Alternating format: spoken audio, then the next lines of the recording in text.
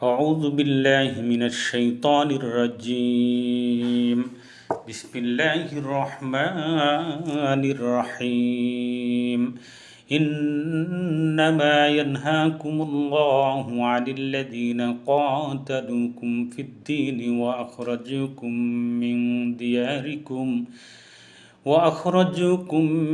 دياركم وظاهروا على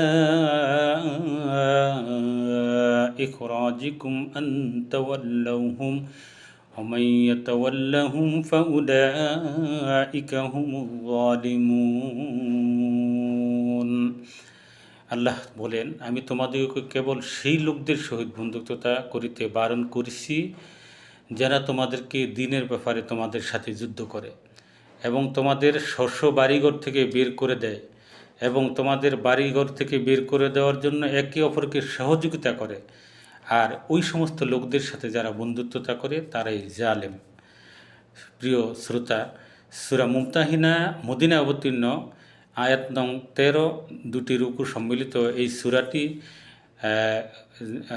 সকল রইসুল মুফাসসিরিন ইবনে আব্বাস রাদিয়াল্লাহু তাআলা আনহু থেকে জমানার সকল মুফাসসিরিন কেরাম বর্ণনা করেছেন যে মক্কার কাফিরগণ হুদাইবিয়ার সন্ধি যখন ভঙ্গ করছিল, রাসূলুল্লাহ সাল্লাল্লাহু আলাইহি ওয়াসাল্লাম তার জবাব দেওয়ার জন্য তিনি প্রস্তুতি নিচ্ছিলেন।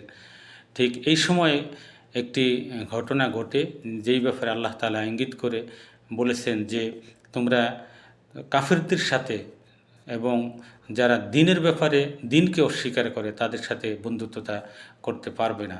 এটা ঈমানের অন্যতম একটি দাবি। পৃথিবীর যে কোনো প্রান্তে নিজের বাড়ি, নিজের বংশ, নিজের গ্রাম, নিজের রাষ্ট্র সহ বিশ্বময় যেখানেই এই ব্যাপারে ব্যর্থতা ঘটবে, যেখানেই অন্য ধর্মের মানুষ ছাড়াও মুসলমান নামধারী মুনাফিকরা ইসলামের সাথে দুশমনি করবে, ঈমানের দাবি হচ্ছে তাদের থেকে দূরে থাকা এবং তাদের সাথে বন্ধুত্ব না করা। আল্লাহ তাআলা আমাদের সবাইকে এই আয়াতের উপর আমল করার তৌফিক দান করুক। ওয়া আখির দাওয়ানা আলহামদুলিল্লাহি রাব্বিল আলামিন।